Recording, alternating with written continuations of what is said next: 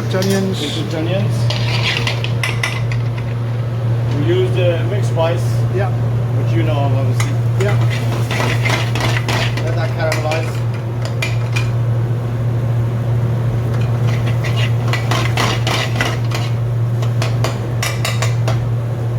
Tomato puree. Easy as that. Yeah. Does your tomato puree have a little bit of colouring in?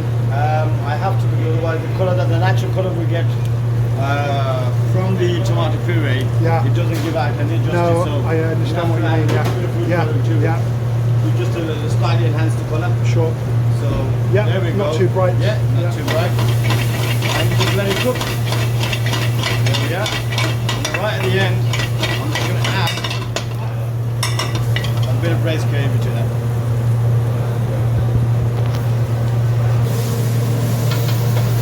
A bit of base gravy.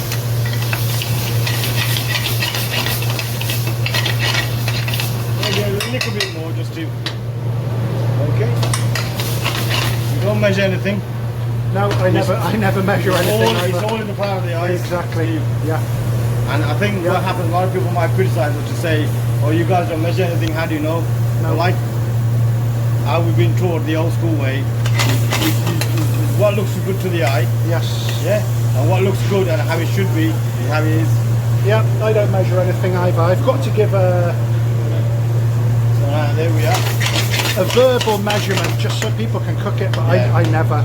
I think it's just what you prefer, really. Exactly. It's the same with the processes, and That's when right. people are given timing, I find. Yeah, It's all about when the process is done, you do the next thing, That's however right. long That's that right. takes. With the, yeah. you know.